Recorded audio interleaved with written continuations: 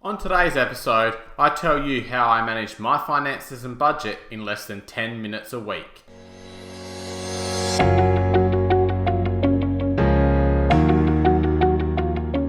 Hello everyone, I'm Ethan Rushok and I'm really excited to bring you today's episode. I'll be going through how I manage my budget and my finances in less than 10 minutes a week, and how even the initial setup of this will only take you about half an hour. This is something I've been able to share with some family and friends, and they've all implemented a similar method, and I've really found it's really helped them with their finances. So the first step that I do is really analyze what expenses I've got. So the way I do this, I actually use an Excel or Google Sheets spreadsheet. I prefer the Google method because I can access it on my laptop, on my computer really easily. I can also access it on my phone. What I do is go through and start listing one by one each expense I've got.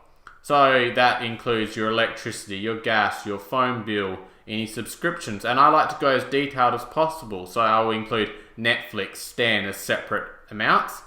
And then what I do is I categorize these into broadish subjects such as utilities, car expenses, I have subscriptions, my home loan, etc. And then I put them into a really broad category as daily expenses.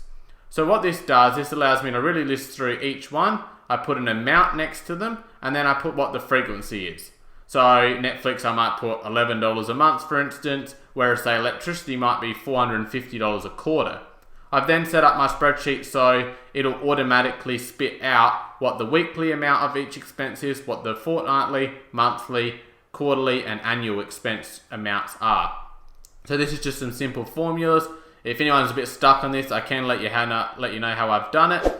And this allows me to see what each expense costs me over a set period of time, so I can compare them one to one. So then what I can do is from this is start to see what each category costs me, and then what the total cost is. So once I've gone through my expenses, I can then look at what my total income is. So then that's pretty simple. I get paid. You might only have one job you work, therefore it will be simple to go, okay, that's one amount, it comes in weekly, fortnightly, etc. And then you can see what your total income is versus your total actual expenses. So when I go through my expenses, the main thing here is to make sure it only includes what I would class as daily expenses. So they're your bills. Don't include spending money. With regards to loans, only include the minimum repayment here. So we'll get into that afterwards. So once you've got this, you should see your total income, your total expenses, and now you can see what the difference of that is. So the more that difference is, the better. So as I think I've spoken in a previous video, I try to keep those general daily expenses at around 60% of my income maximum. So this leaves me with 40% to play with. So for instance, say you work out, you get $1,000 of income, you've got $600 expenses to make it simple. That leaves you with the $400 left over. And then what you can start to do is go, how do you want to allocate this? So I allocate this into two main sections. I have a spending section, and then I have a savings and investment section. And again, I break these down beyond that. So my spending is split normally pretty evenly down the middle of short-term spending and long-term spending. So short-term, I will get into it, but I transfer that onto a separate card. This can be used on anything, whereas the long-term stuff is for more longer-term of, as it says, such as you've got holidays or equipment that I might need around the house, like appliances and furniture, or anything that I might be saving towards. Currently, I'm actually saving towards the new Xbox that's coming out. $750 is going to take a while to save. Okay, so once you've done your spending section, the other section, which I think is really important, is what I class as anything that's going to grow your wealth. So this is investing, saving, and paying down debt.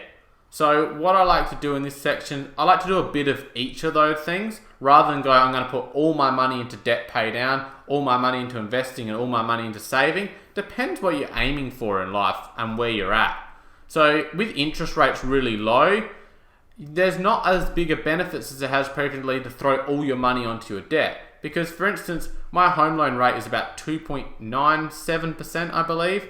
So if I can invest some of that money and get a better return than that, then it isn't as beneficial for me just to chuck it all on the home loan as it previously was.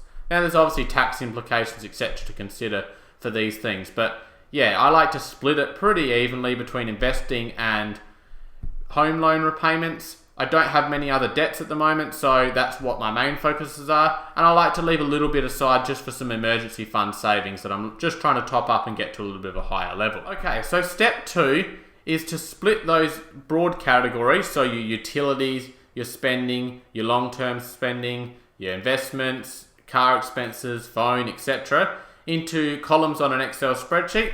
So I actually have this done automatically. It works pretty efficiently. I'm not an Excel genius, but it does what I need. So then what I do is work out those amounts that I've already calculated, and they go into those columns, so that I know that when I get paid, that that's how I'll allocate my money. So each broad category has a column, and therefore any money that goes in and out of that column will give me a running balance. So the reason I do this is because I think it's hard to go, okay, I'm going to put all 60% into one bank account, I'll transfer the other amounts out, but I know I'm covered. But there you might lose track of, a bill is a little bit higher than what I budgeted for, but if you're not tracking it at all, you've got no idea. Now what I don't want to do is make the tracking a really drawn out process that I'm like, I've got to spend an hour or two a week, I just can't keep up with it. This method that I use is really simple. And when I get into step 3, I'll explain how quick I can do this. But the concept of the columns is to make it nice and easy for you to quickly visually see how much you've got available for a certain bill, etc. Just a quick interruption to this video. If you found this video at all beneficial to you, I'd love for you to leave a like, drop a comment on what parts of it you found beneficial, and it would even mean more to me if you could hit that subscribe button. Thanks. Now back to the video. So here comes step 3. You've done all the hard work of doing the setup. Now hopefully this hasn't taken you too long, depends how easily you've got access to those amounts. But step 3 is what you're going to do each week. Now once you get the hang of this should actually only take you 5 to 10 minutes a week.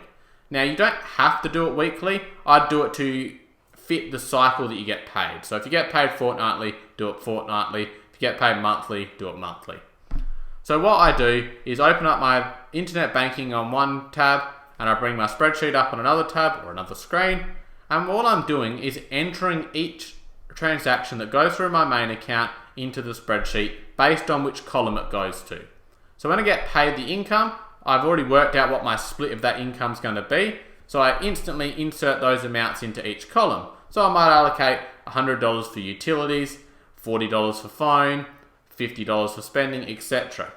And then what I do is go through any expenses I've made over that past week. So as I pay down a loan, in the loans column, I'll put negative however much that is. And this will keep me a running balance along the top of what's in each account.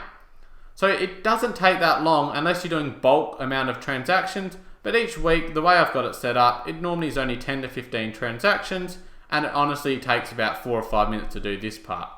Then what I do is my short-term spending, my long-term spending, my investments, etc., they will get transferred to other accounts. So some of these I've got set up as auto transfers, some I do manually, and these go into other accounts that I don't track because they're not needing to be tracked for separate columns. So this makes it really simple. So quite often the most transactions I'll have a week is on my spending account, but this is in a separate account, which I just transfer from my main account, for instance $100 a week, and in that account I can do whatever. I know that's allocated all the spending and I don't need to worry about where it's going, and therefore I don't need to keep the separate columns. So as you can see, by just using these columns, it doesn't take a lot of work to update, but it gives you a really good idea of where you're at for all your expenses. So for instance, if I'm going shopping for groceries, I can simply bring up this spreadsheet and go, I've got $80 in my groceries budget this week. And then that might carry on each week, and that might be building up, and then I'll go, I can go buy some meat in bulk and save some money there. So once you get the hang of it, step 3 can be a really quick process, and therefore it's not going to be a burden on you, but you're going to have really great control of your budget. So as you can see, my budget isn't very complex, but it works really well for me, and it's really easy to update each week.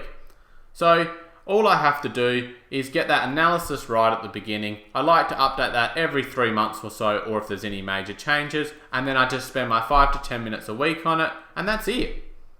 I really hope this video is helpful. I'd love to talk to people more about how they budget, and if you want to see more about where some of these concepts come from, I've actually done a review on the Barefoot Investor book in a previous video, which I'll link up in a minute, that is got some of these traits and you'll be able to see a little bit more in depth on how I've adjusted that budget.